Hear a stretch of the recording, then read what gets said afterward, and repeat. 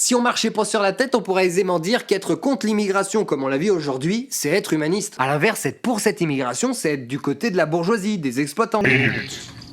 Papillon. Bon. Le grand remplacement est une théorie selon laquelle il existerait un processus délibéré de substitution de la population française ou européenne par une population en ce moment plutôt originaire d'Afrique noire ou du Maghreb. Et le truc, c'est que l'intelligentsia française, politique et médiatique, elle s'est mise en tête de nous faire croire que le seul grand remplacement possible serait une volonté religieuse, celle de la civilisation musulmane, de propager insidieusement l'islam. Bon, on va être honnête, il y a évidemment une volonté d'expansion mondiale de l'islam. Les religions veulent étendre leur nombre d'adeptes. Là-dessus, rien de nouveau, et comme cette religion est plus récente et encore à la mode, ça prospère. Mais je crois que ça s'arrête là, il n'y a pas de congrès de regroupement de musulmans façon de Jedi pour choisir comment devenir majoritaire en France, comment prendre le pouvoir, tout ça. Alors je sais que généralement ceux qui pensent que l'islam va envahir la France pensent que c'est les mêmes qui font les attentats. Mais ça manquerait cruellement de logique, tu vas pas essayer de t'incruster discrètement d'un côté tout en te faisant extrêmement mal voir de l'autre, au point de cataloguer tout le monde. Je crois que la volonté de ce grand remplacement religieux, racialiste n'existe pas.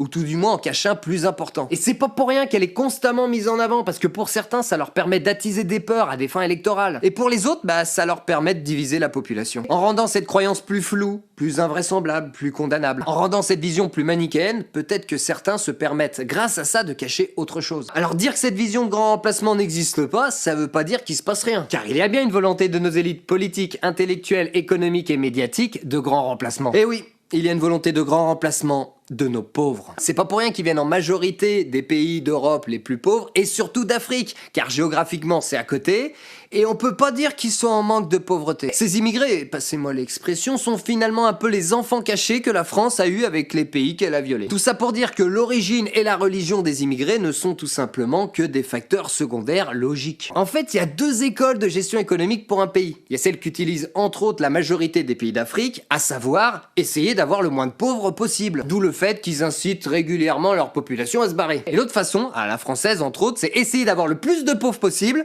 comme ça les riches ils s'enrichissent.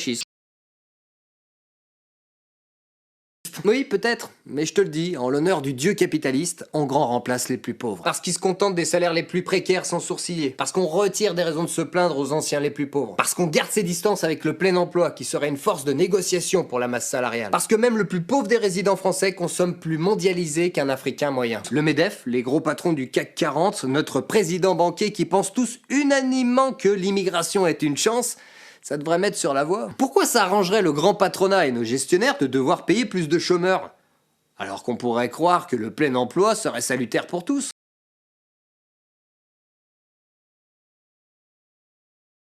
Merci Marx, en effet, conserver un taux de chômage élevé permet au patronat d'exercer une plus grande pression sur la classe laborieuse.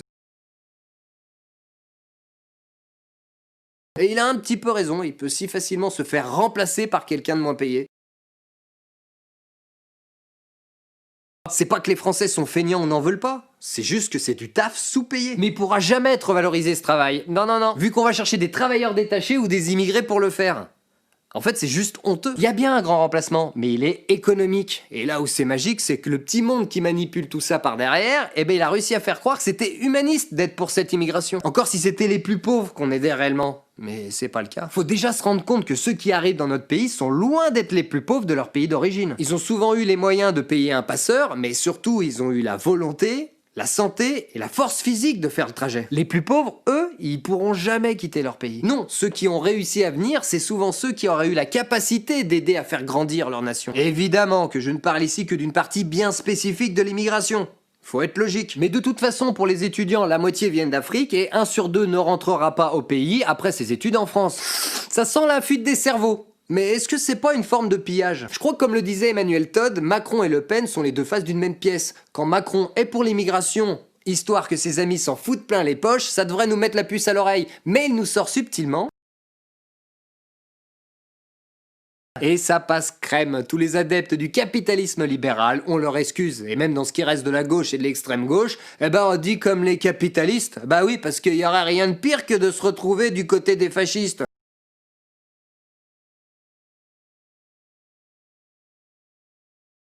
Histoire d'enfoncer le clou, je trouve que faire venir essentiellement des hommes en âge de travailler des pays pauvres, il y a comme un relent d'esclavage. Hein? En plus, on utilise quasiment la même route. Allez pas me dire que ça n'a rien à voir. C'est sûr, énorme différence entre un esclave obligé de travailler toute la journée en échange de tout juste un endroit pour dormir et de quoi manger, quand nos travailleurs, eux, sont simplement obligés de bosser toute la journée pour obtenir un salaire tout juste suffisant pour se payer de quoi se loger et se nourrir. Oui, sauf que comme disait Kropotkin, ne parlez pas de liberté. La pauvreté, c'est l'esclavage. Si on marchait pas sur la tête, on pourrait aisément dire qu'être contre l'immigration comme on la vit aujourd'hui, c'est être humaniste. Pensez aux plus démunis, à la classe laborieuse d'ici, mais aussi au bien-être des pays de provenance. On militerait plutôt pour arrêter notre ingérence dans ces pays en voie de développement et surtout de plus aller y foutre le feu. Car quitte à les aider, la solution serait peut-être d'aller le faire directement chez eux, là où la famine, la maladie touchent des pauvres gens qui jamais ne pourront se déplacer jusqu'à nous. À l'inverse, être pour cette immigration, c'est être du côté de la bourgeoisie, des exploitants. Bref, à ceux qui pensent avec leur portefeuille pour que ça leur apporte du capital. Et là où ils sont forts, c'est qu'ils arrivent aussi à ramasser du capital sympathique. Car finalement, cette immigration, c'est priver d'autres pays de ses fils les plus robustes. C'est imposer aux nouveaux arrivants comme aux travailleurs déjà présents une plus grande précarité et un taux d'exploitation toujours à la hausse.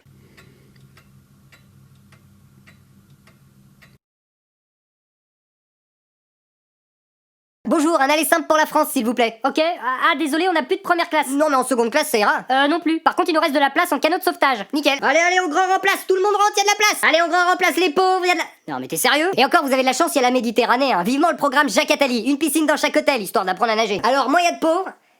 Moins y a de pauvres. Demandez les nouvelles fraîches, la France, l'Eldorado, rejoignez le pays. À votre arrivée, un gilet jaune offert. Le samedi pour manifester, la semaine pour balayer. Allez, on grand remplace. Excuse-moi, y a bientôt plus de place. Et au fait, dès que c'est plein, qu'est-ce qu'on fait? Bah, on tourne, comme ça.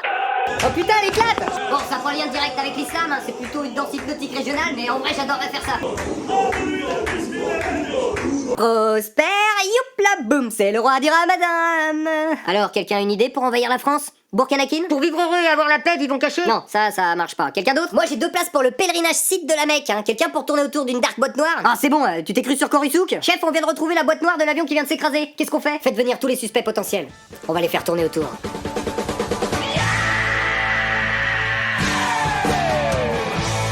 Tourner autour de la boîte noire. Tu sais, vu que nos suspects sont toujours des musulmans. Non mais j'avais compris, mais Horatio Ken et ses lunettes, c'est dans les experts Miami. Ouais, mais j'étais pas chaud pour les experts Minaret. Il faut que j'y aille, chef. Mais ils ont tellement peur qu'on les confonde avec l'extrême droite que quand de l'autre côté ils sont contre, ils sont tout de suite pour. Qu'est-ce que tu veux que je te dise, à part que l'antifascisme n'a pas besoin de cohérence. Je m'excuse pour ce que j'ai dit, hein, et j'en veux pas aux musulmans qui m'ont menacé de mort, hein, ni au mouvement LGBT qui m'ont tous tourné le dos et qui m'ont craché dessus. Hein. Mais par contre, je vomis sur ces droitards qui m'ont soutenu, hein, qu'ils aillent se faire foutre. Quand tu divises tes opposants en deux, bah t'as besoin d'être à peine plus d'un tiers pour devenir majoritaire. Même pas si t'en rapatries la moitié de ton côté. Ouais. Qu'est-ce que tu veux que je te dise? Capitalisme, libéralisme, mondialisation, ça perdurera tant qu'on sera les plus intelligents. Ou qui seront les plus bêtes.